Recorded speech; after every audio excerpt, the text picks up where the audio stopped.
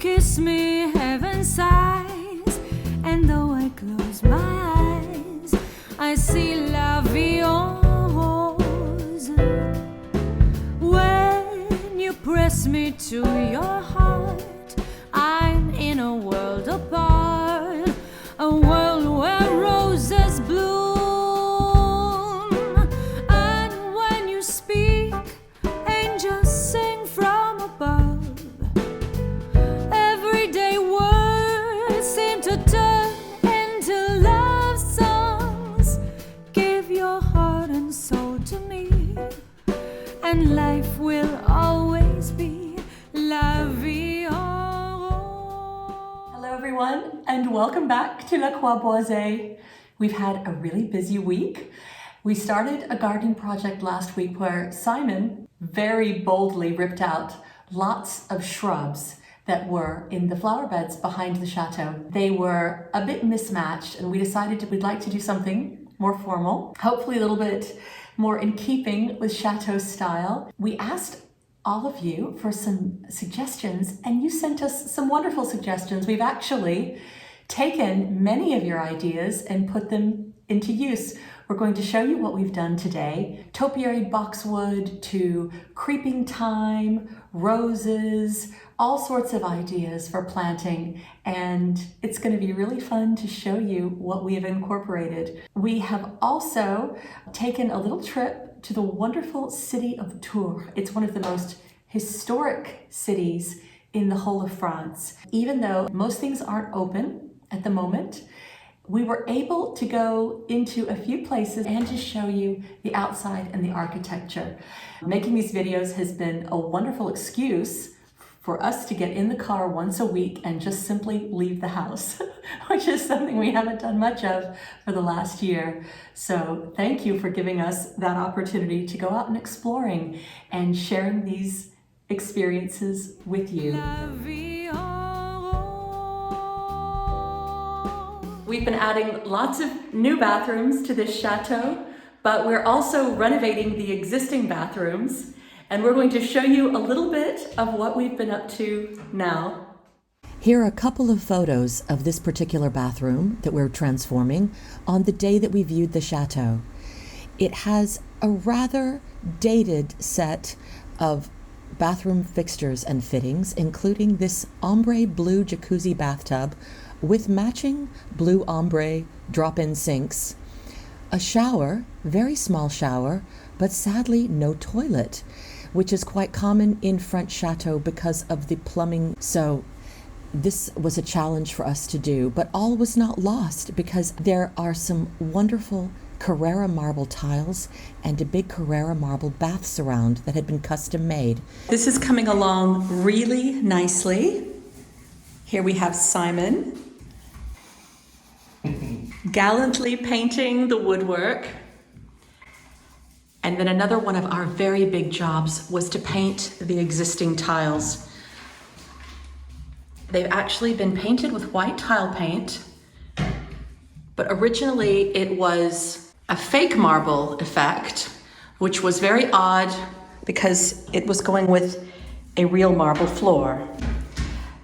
So that was a massive task. And now we are trying to get everything else looking spick and span. In our big bedroom makeover that we did in episode 2, we showed you one of our other bathroom makeovers, and this bathroom is a completely different vibe. That one was much more of an 18th century tapestry, cream and beige and soft pastel colors. This one is white, a sort of seafoam gray, green, blue color, and Carrara marble. So completely different, but also in keeping with the chateau style. Though we couldn't renovate this bathroom in its entirety this week, we definitely expect to show it to you with a complete reveal next week, including how to convert an antique buffet into a bathroom vanity. So where Simon is sitting, working away, this actually used to be a shower enclosure. But as this room had no toilet, no lavatory.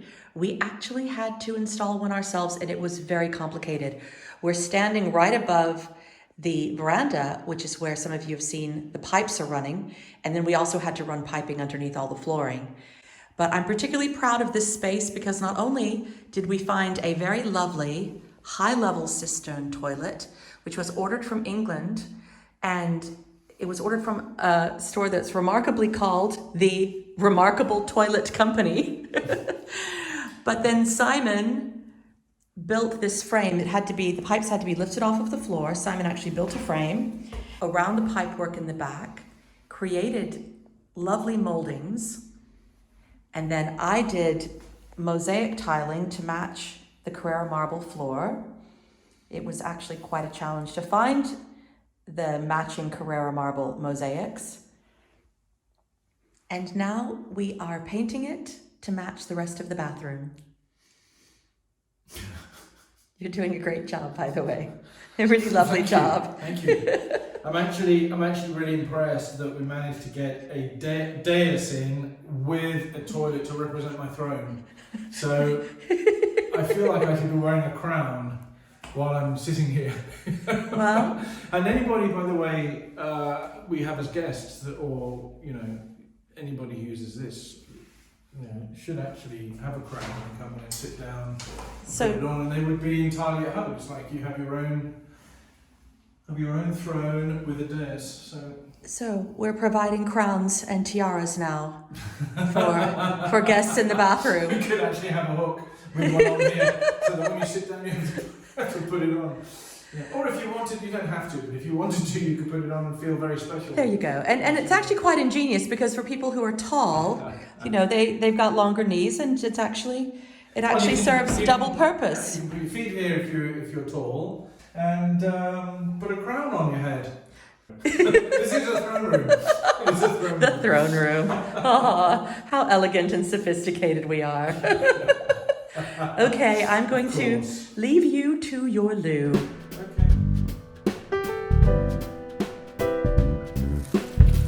I'm in our little woods, and here we have lots of primroses that are just growing amongst the grass and the ivy. And I'm going to dig up a bunch of these to put in our flower beds. Aren't they sweet and so springtimey? Here are some primroses that I planted in the flower bed across from the bed that we are currently planting. As you can see, they actually spread and start to suppress the weeds while creating a beautiful burst of springtime color and sometimes another little flush of color in the autumn. I absolutely adore primroses, and then later the actual roses will be blooming, and so it is truly a rose bed of all kinds. But did I just say that I was going to be the one digging the primroses out of the woods?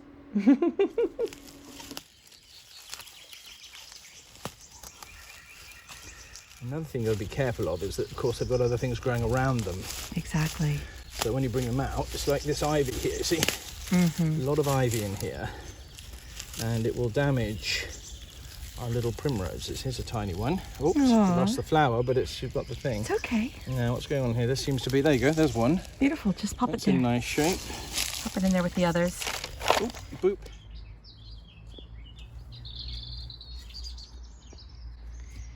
The planting is coming along really nicely. Pavlova's exhausted, even though she hasn't helped at all. What do you think, Pavlova? Don't talk to me. Looking good, looking good. There we go, look at that, isn't that much better? Yes. You're doing some planting. We've been at it all afternoon, look. Oh, you did a great job, sweetie, you really did. What do you think though? Are you happy with them? I think it's beautiful. And then what's going in the bed at the end here? So down there is going to be 2 more of these rosemaries. Okay. Topiaried rosemaries. Yeah, yeah. And then I think I need to run back to the garden center, hopefully with you, tomorrow and get some more, maybe 1 or 2 more of these climbing roses. And then I will plant maybe 2 lower roses, not that don't get quite as big. And they're going to be trailed along the granite ledge there, aren't they? Exactly. They're not going to be allowed to climb up the house. Oh, well, no. That's debatable. Never say never. All right, never say never. As per your excellent suggestions, we have added 2 potted topiaried boxwoods on either side of the back door. And here are the beds finally planted up. They don't look like much at the moment, but once they start to spread and to flower, they will be spectacular. It's a combination of climbing Pierre de Ronsard roses, some lower growing Botticelli pink roses, topiaried rosemary, creeping thyme, fluffy lacy white cineraria, wild woodland primroses, and marguerites. Here in France, they're called Marguerite de Cap, or in English, they're called African daisies. I'm very, very excited about these. I've never grown them before.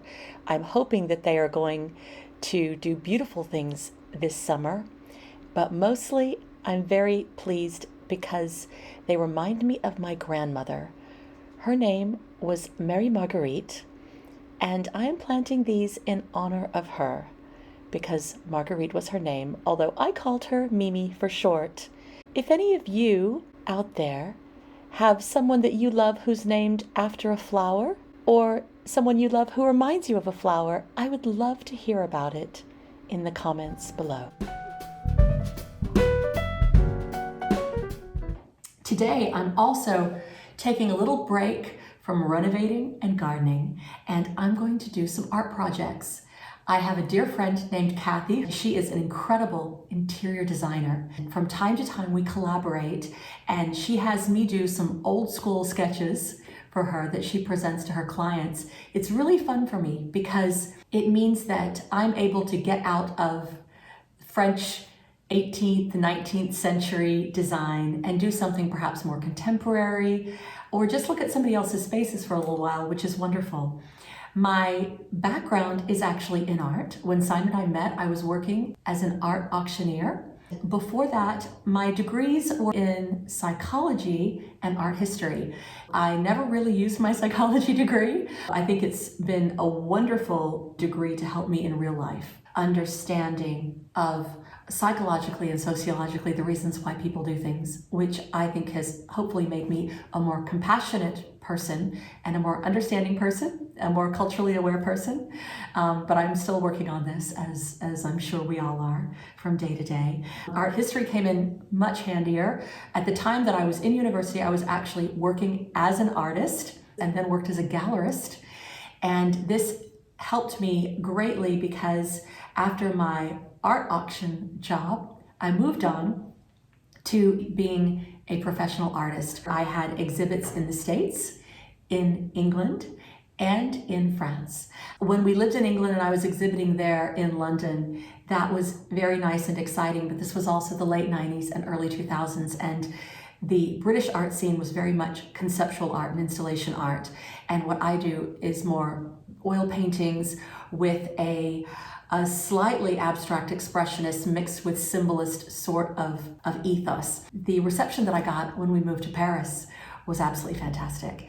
And the French seem to appreciate art that is more influenced by the classical as well as the modern. And so this really was my place. I really found my place when we came here. I've had years where I worked as a professional artist. That tapered off somewhat when we really began renovating our last chateau in earnest, because that was a huge job and it was also a very creative job. And so I was able to redirect a lot of my creative energies into the renovations and learning how to do new skills like sewing, painting murals, mosaic art, things like that. I always like to relax with creative projects, and also I still get hired from time to time by designers and other people. I get commissions for artwork. I also do help design interior spaces, both traditional and more contemporary ones. And so this is a great pleasure for me, and it helps keep my hand in. And then sometimes I like to sit down and do things purely for pleasure. I love to paint porcelain, which is a lost art, and the type of porcelain I paint is in the style of Sèvres and Limoges. And hopefully in a coming episode, I'd love to introduce you to not only how I do that, but how I learned how to do that and the pieces that I've painted. I also love to do little watercolor sketches. I love calligraphy. Any opportunity for creative expression is always fun. I also, very unfashionably, really love needlework, tapestries, things like that. Again, in the coming episodes, I'd love to introduce you to some of our textile collections, as well as the things that really inspire me that are made with fabrics. I have some little gifts that I'm creating. There are 2 friends that I've made in particular since I started this crazy journey of thinking about having a vlog, which only began a couple of months ago. I actually joined this lovely online community of Chateau enthusiasts. I made 2 friends. Their names are Diane and Michelle. I'm also going to do some little gifts for them today because they have just been so warm and supportive, and I really did debate about whether or not to make the videos public. Would they just be for family and friends, or would they be for everybody? But seeing how many people were home alone and isolated, and what a loving, supportive, friendly group of extremely creative and interesting people love Chateau and French life, it was very encouraging to me. And so I just want to send them a little thank you.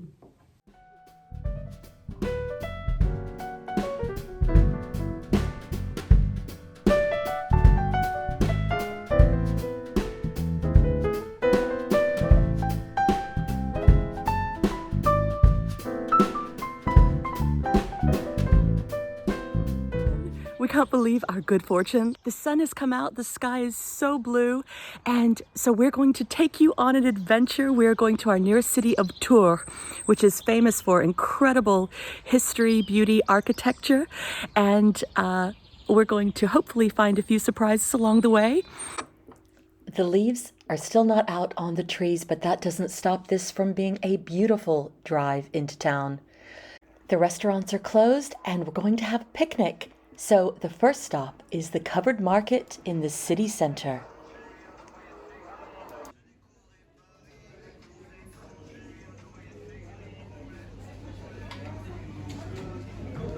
Right, again, time for bread. Perfect. Very happy about that. Anything you like in there? Yeah, they have some really cool pastries.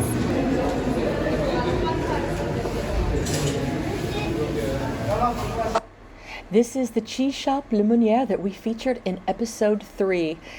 Le Meunier won the award for the best artisan cheesemaker in France. And looking around at the selections, we can see why. Well, that one has truffles in it. Oh, wonderful. Look at that.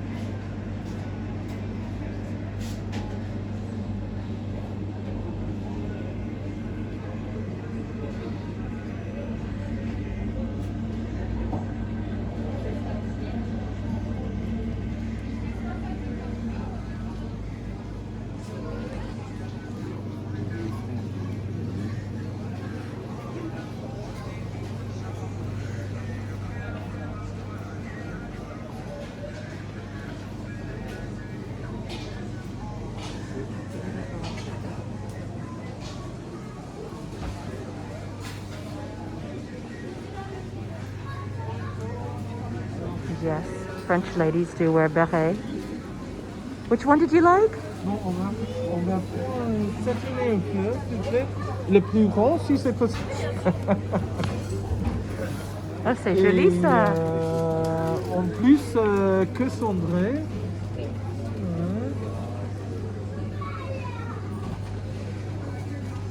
Aussi une tonne de Provence, s'il vous plaît.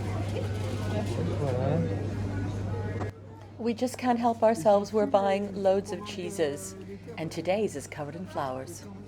I think I will have a little quiche of salmon for lunch. Bonjour. Does any of these others? Sont délicieux. Magnifique. Pour un petit pique-nique, on va prendre quoi? I can't believe how beautiful this wine shop is. It has an extraordinary selection, but most impressively, it has my favorite champagne in the world, Jacquesson.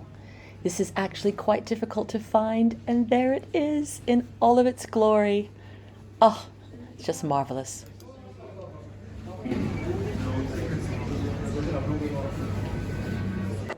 And we can't believe our luck. In the very same market, there is another Best Artisan in France award winner. And this one is selling chocolates.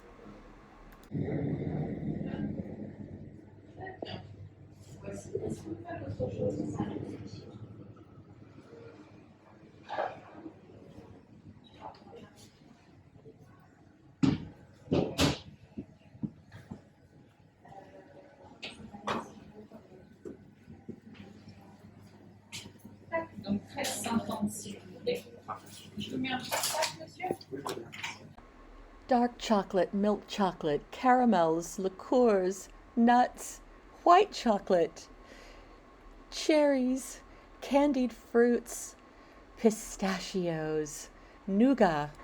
The sign translates into, "This is the one we love, but I don't know which one I love best."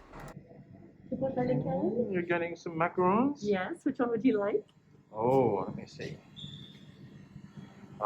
One of my favorites is cassis. Vous en avez un cassis? Voilà. Combien j'en mets? Deux, s'il vous plaît. Et l'orange là-bas, ça c'est du chocolat? Celui-ci, chocolat passion. Passion. Ah oui, passion. Est-ce qu'on peut avoir deux de ça, s'il vous plaît? Deux comme ça? Oui. Oui, bien sûr. Merci. Super, super. Et là, ça c'est les caramels, là? Si je le bien. Ah, les caramels, là, là c'est quoi exactement? Hein? La vanille framboise et là, c'est yuzu. C'est comme le citron.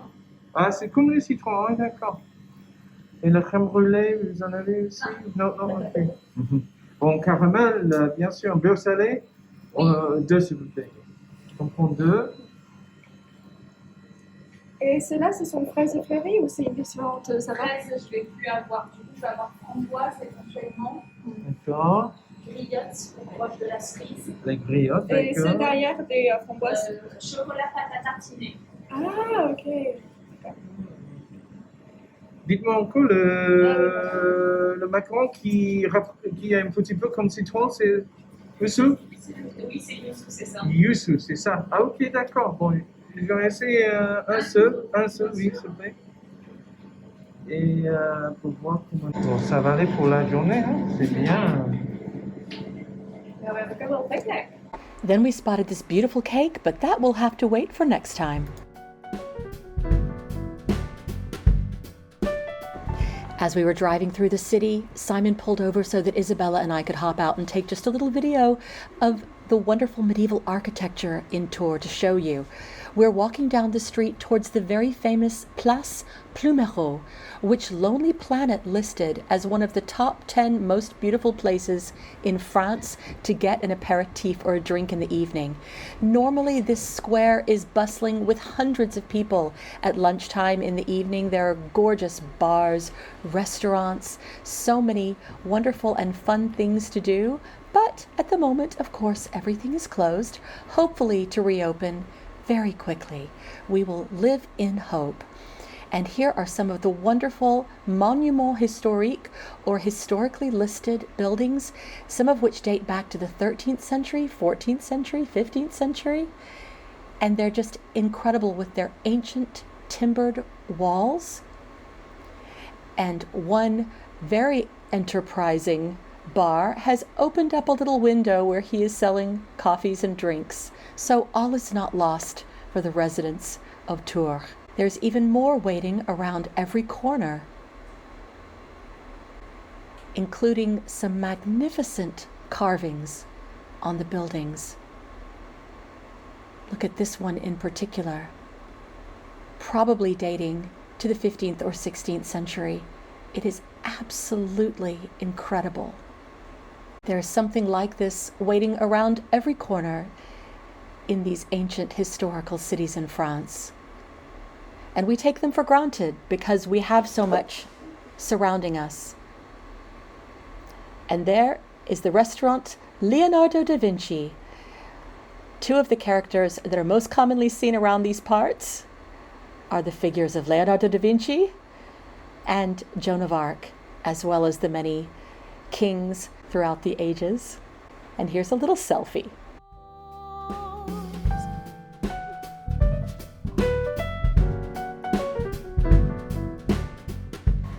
Just a few blocks away, and we are at the Cathedral of Tours, otherwise known as the Cathedral Saint-Gatien, which was named after the Saint Gatianus. This cathedral was built between 1170 and 1547, which led to a local saying, "Not until the cathedral is finished," which basically means anything that takes a really, really, really long time to accomplish. Maybe we should have a saying, "Not until the chateau is finished." Just about the same thing, I think. There have actually been two previous cathedrals on this site, cathedrals dating back here since 337 AD. The facade is spectacular. The ornamentation, an extraordinary example of Gothic architecture. Though the exterior of the cathedral is truly breathtaking, the interior does not disappoint either. We truly enjoyed walking around and looking at the renowned stained glass windows, the various chapels, and the extraordinary artwork that has been created over many centuries. This is truly a beautiful place to either explore one's spirituality or simply appreciate some of the greatest artistry over many centuries. The cathedral also features an exceptional 16th century organ. I can't see an organ like this without thinking of my beautiful mother, who is also a concert pianist, former opera singer, and now the music director of a church. And she adores visiting French cathedrals. I wish she were here with me right now.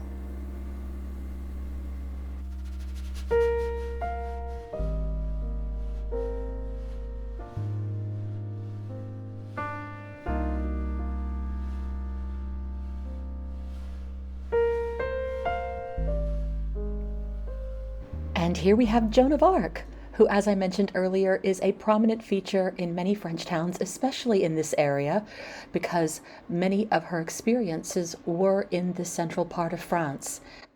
Another thing I find very beautiful is this tomb of the children of Charles VIII and Anne of Brittany. It has been beautifully executed in Carrara marble. And then here we have some 13th century frescoes, which have yet to be restored. I find this so incredible.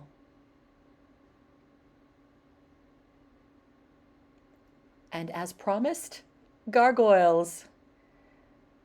I know that they're meant to be scary and keep the evil spirits away, but I think he's quite cute. The exterior stained glass windows with the light shining through, and more gargoyles. This has been a wonderful trip. And look at the color of the sky.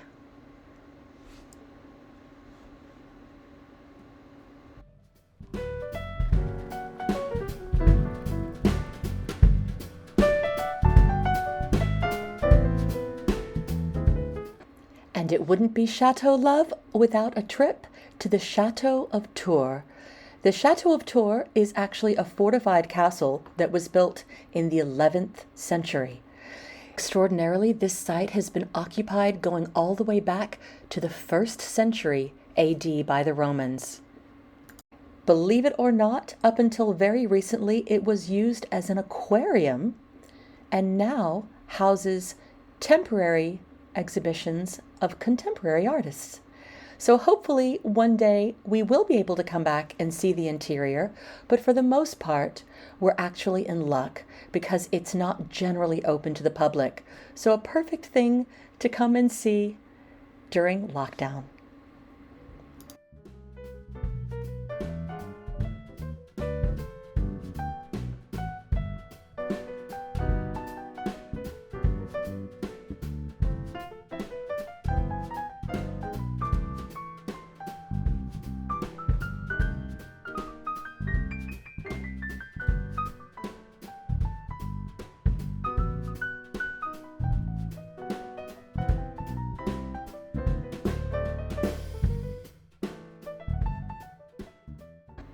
And now we are ravenous and it is time for our picnic with all of our goodies from the market. We've decided to come down to the banks of the Loire River where the water is moving very quickly. We've had the temperature drop overnight, and even though it is very clear outside, it's still cold and a little bit wintry. However, I'm a little bit jealous of those people out there boating down the river, and as soon as things warm up ever so slightly, I think we might give that a go ourselves. And I think we might have found the perfect spot. Not too many people around, so we can still carry on socially distancing. The magic spell cast. This is la vie en rose. Wow, this looks amazing, but not exactly low carb.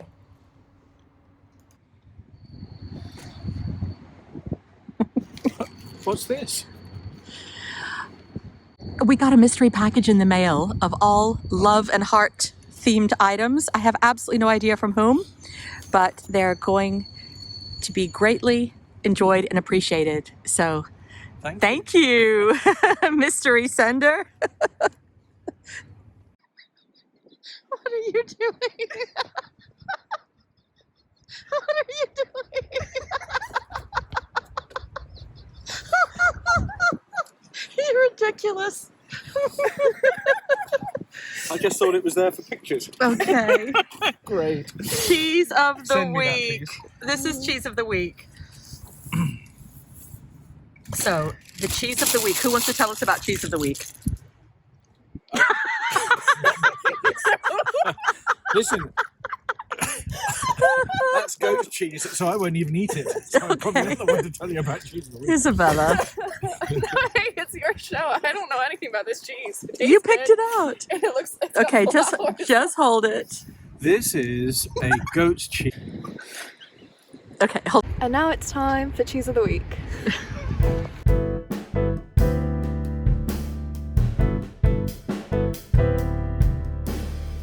Our cheese of the week is a goat's cheese, or a fromage de chèvre, called Château aux fleurs, or the flowers of Château. It's from the Seine-et-Loire region. It is a goat's cheese that's beautifully covered in dried flowers, and we're serving it with a paste of apricots, white wine, and cranberry, and what's left of the baguette as it's been being nibbled in the car. Ooh la la. Ooh la la. Wow. Beautiful. Oh, isn't that lovely?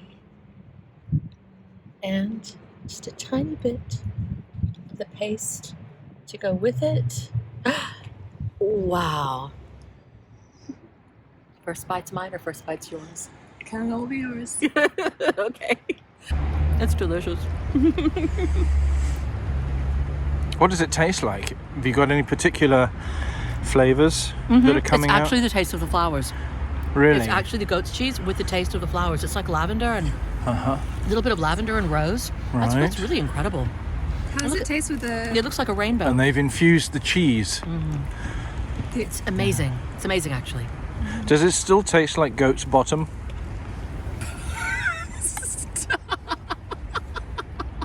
Because it is a goat's cheese. And I just wondered if you still had that flavour. That might be a little overpowering for most people. I certainly find it a little strong for me to be He thinks I'm going to keep all this in.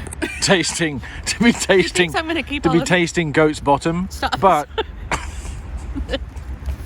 I can't believe For what it's worth. But I'm glad they've For what it's thought worth, of it does mixing smell a it little- with really delicate flowers to try and overpower that smell Isn't it of good? goat's bottom that you get when you have Film a your goat's beautiful cheese. daughter. What are your impressions of the cheese, Isabella? It's really nice. It's quite interesting because you get the taste of the flowers before you get the taste of the cheese. So I actually tasted everything you described, such as the lavender, the rose, a little bit of like dandelion or something as well. Yeah. Interesting. And then after you kind of go through all those flavors, that's when the cheese really comes through and you get the more goat's bottom. You really get the goat's bottom coming through. Yeah. for you. Right beside the River Loire. So whether we're on the banks of the Seine or the banks of the Loire, it's all just magical. Salted butter caramel, chocolate, cassis, rose, Nuts. hazelnuts. Noisette. Your nuts. Noisette, otherwise called nuts. Here in the French countryside, we can have a marvelous day of macarons all the same, and a picnic. I'm missing the goat's cheese course because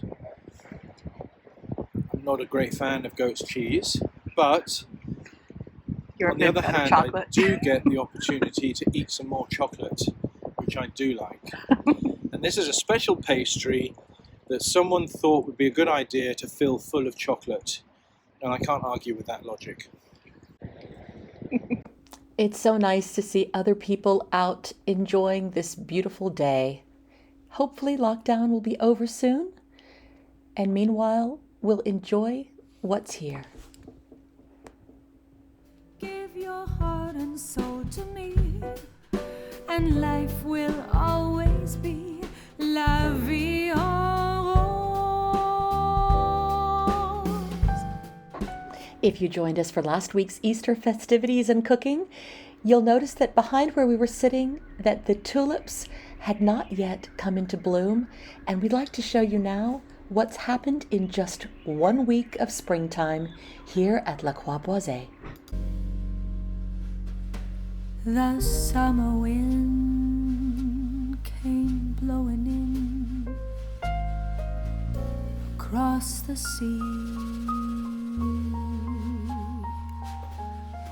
It lingered there to touch your hair and walk with me. All summer long we sang a song and strolled the golden sand. Two sweethearts sang the summer wind.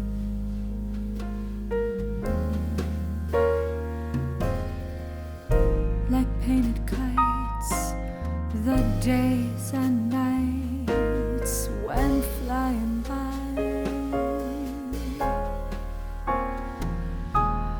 The world was new